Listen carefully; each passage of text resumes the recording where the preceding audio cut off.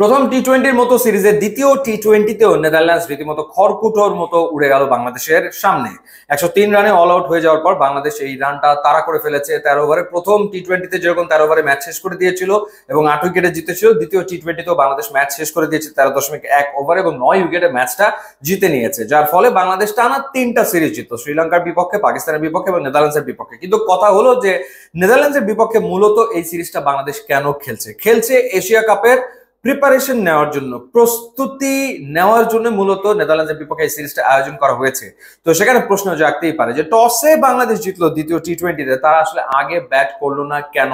কারণ বাংলাদেশের bowling department যথেষ্ট রকম শার্প, ধারালো, তারা ভালো করছে ম্যাচের পর ম্যাচ। সুতরাং মূলত প্রিপারেশনটা তো আসলে নেওয়া দরকার ব্যাটারদের, কারণ বাংলাদেশ স্ট্রাগল করে বড় আসরগুলোতে ব্যাটিং এ। তো সেই জায়গাটাতে সুযোগ তো ছিল নেদারল্যান্ডসের বিপক্ষে দ্বিতীয় টি-20তে টসে জিতে প্রথমে ব্যাট করার, কিন্তু সেই সিদ্ধান্তটা টিম ম্যানেজমেন্ট নেয়নি, তারা প্রথমে ফিল্ডিং করার সিদ্ধান্ত নিয়েছে। নেদারল্যান্ডসের বিপক্ষেও যদি বাংলাদেশ আসলে সাহসী সিদ্ধান্ত নিতে না পারে তাহলে আসলে কেমন করে হবে?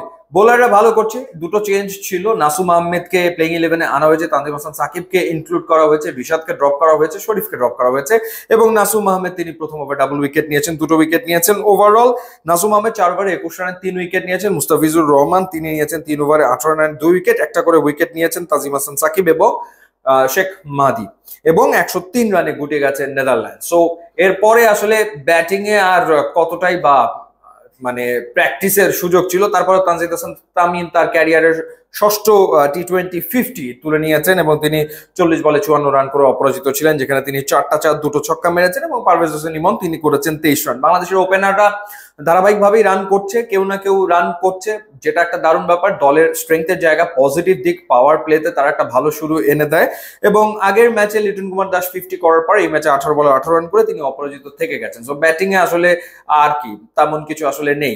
সো যেটা দেখার ছিল সেটা হচ্ছে যে সাইফ হাসান যেরকম আগের ম্যাচে একটা দুর্দান্ত ইনিংস খেলেছে, তো সেই জায়গাটাতে যদি তাওহিদ হৃদয় কিংবা জাকের আলী অনিক কিংবা শেখ মাহাদি তারা যদি প্রথমে ব্যাট করার সুযোগ আসলে পেত এবং বাংলাদেশ যদি 200+ স্কোর করতো, যেহেতু সিলেটের উইকেট খুব ভালো, সেই ক্ষেত্রে ব্যাটিং এর একটা ভালো প্র্যাকটিস চর্চা আসলে হয়ে যেত।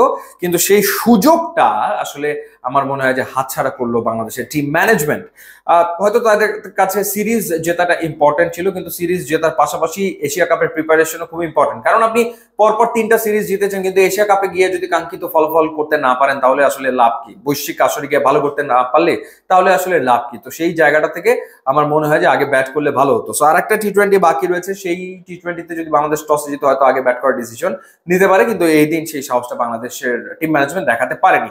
সো ওভারঅল গুড ক্রিকেট, ভালো ক্রিকেট বাংলাদেশ খেলেছে এবং নেদারল্যান্ডসকে তারা হারিয়েছে এবং সবশেষ যে 6টা টি-20 সিরিজ বাংলাদেশ খেলে এর ভিতরে 4টাতেই জিতেছে এবং টি-20তে মোটামুটি ভাবে কিন্তু বেশ ভালো রেজাল্ট ধারাবাহিকভাবে আসলে আসছে।